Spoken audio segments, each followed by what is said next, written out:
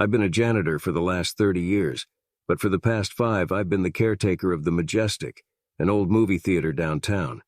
It's a relic from another era, with plush red velvet seats and a massive screen that's seen better days. The place is steeped in history and nostalgia. It's charming in its own unique, vintage way. But something has started happening, something uncanny that, to say the least, is putting that charm to the test. It all started a few months ago. I was about to clock out for the night when I heard a flickering sound echoing throughout the building, the sound of an old film reel spinning in the projection room. But that was impossible. The last show had ended hours ago, and the projectionist had left for the night. Curiosity getting the better of me, I climbed the narrow staircase to the projection booth. As I pushed open the door, I was met with a flurry of black and white images casting dancing shadows on the room's old wooden walls. A film was indeed playing, an old classic, The Phantom of the Opera. It was one of the silent films we sometimes showcased for special events, but there was no such event that night. With a shaky hand, I stopped the projector and thought it was some sort of glitch. But then it happened again the next night, and the next. Different films, all starting exactly at midnight.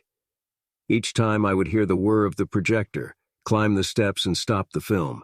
But that was only the beginning. I began finding old film reels that we didn't even have in our collection, littered throughout the projection room. Horror films from the 1920s and 30s, eerie silent films that I had never heard of before. One night the whirring started again. I made my way up the stairs to the projection room, but something felt really off. There was a chill in the air that made the hair on the back of my neck stand on end. The film playing that night was one I had never seen before. The story was grotesque and terrifying, filled with scenes of a haunted theater and ghostly audiences. As I watched, horrified, I noticed the theater on screen bore a haunting resemblance to the Majestic. But what really froze my blood was when the film showed a janitor, an eerily familiar figure going about his nightly duties. As I leaned in closer to the screen, my heart pounded in my chest. The janitor in the film was me. The scene shifted, and there I was, on screen, climbing the stairs to the projection booth. The door opened and an ominous figure lurked inside, a shadowy specter with hollow, glowing eyes. I watched in horror as the figure turned towards the on-screen me, lunging forward. Panicked, I switched off the projector. The room plunged into darkness. As my eyes adjusted, I could make out a shadow in the corner of the room. 2 points of eerie light glowed where eyes should be. The phantom from the film was there, in the projection booth with me. It advanced, a raspy, guttural sound, a dreadful laugh echoing in the small room. I could feel a coldness seeping into my bones, and the smell of decades-old film filled my nostrils. I bolted, stumbling down the stairs, not daring to look back, the phantom's hollow laughter echoing in my ears. The next day I returned, this time with sunlight on my side. I went up to the projection booth, half expecting to find it in Shaw. I didn't know what to think. I spent that whole day in a daze, expecting a phantom to pop out at any moment. But nothing happened, at least not until midnight. Again the eerie flickering sound echoed through the theater. I hesitated, then steeled myself and ascended the stairs. The film was different this time, but the story was the same. The janitor, the phantom, the terror. And again, as I turned off the projector, the phantom was there in the room with me, its haunting laughter bouncing off the walls. I ran again, vowing to never return. But after getting some sleep, I found myself back at the theater, mopping floors and cleaning bathrooms like nothing had happened. Night after night this continued, each film scarier than the last. I stopped trying to run, resigning myself to my nightly visits from the phantom. The terror didn't diminish, but a strange routine settled in, a bizarre dance of fear and acceptance. One night, as the phantom's laughter rang in my ears, I turned to face it. Instead of running, I stood my ground. My heart pounded in my chest, my body shaking with fear, but I held my broomstick like a weapon and screamed, "What do you want?" At my confrontation, a chilling silence filled the room.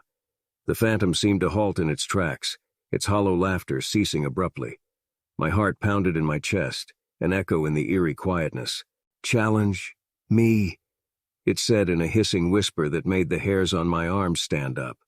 Suddenly, an old reel I hadn't noticed before rolled towards me. It halted at my feet and I stooped to pick it up, my eyes never leaving the phantom. It was a film I'd never seen before, titled The Janitor's Game. With shaky hands, I loaded the reel into the projector, and the room was instantly filled with flickering black and white images. The film started playing on its own, showcasing a grand game of chess, a janitor playing against a cloaked figure. The pieces on the board were strange, not the usual chess pieces, but instead symbols representing the different roles of a theater: the viewers, the actors, the ushers, the projectionist, the janitor. The phantom pointed at the screen, then to a dusty old chessboard on a side table, mimicking the one in the film. The pieces looked eerily similar. A chill ran down my spine as I realized what the phantom was asking. A game of chess, a challenge. For the next few nights we played. Each night at midnight a new game would start. The phantom was a formidable opponent, its moves clever and calculated. Each game was intense and close, each move on the board seemingly echoed in the real theater. One night after I moved a janitor piece, I heard the distant echo of a broom sweeping in the theater. Another night, a move of the viewer piece coincided with a ghostly applause. I began to understand that this wasn't just a game. It was a symbolic battle, a challenge representing the roles, power dynamics, and stories that had been played out in the theater for decades. On the seventh night, as the clock struck midnight, the phantom and I were locked in a decisive match. My heart pounded in my chest as I advanced my last piece, the janitor, intending to corner the phantom's king. A shriek echoed throughout the theater, chilling and inhuman. The phantom's figure seemed to quake, and then it dissipated like smoke, leaving the room in absolute silence. Breathing heavily, I looked at the now empty chessboard. It was over. I had won. The next day I felt a different atmosphere in the theater. The air was lighter, as if a heavy curtain had been lifted. The nightly film projections stopped, and the phantom never showed up again. I continued my work as the janitor, but the theater never felt the same. It was as if the spectral presence had been a crucial part of the ambiance. Oddly enough, I found myself missing the phantom, our chess games, the strange connection we had. From that day forward, every night at midnight, I set up the old chessboard and made my first move, always keeping the janitor piece for the last. Sometimes I could swear I heard the distant echo of phantom laughter and the faint creaking of spectral chess pieces moving. But we never played again. I remained the janitor at the Majestic, a unique old theater where films once played themselves. But more than that, I became the guardian of its spectral legacy, a player in its ghostly game, a part of its extraordinary story.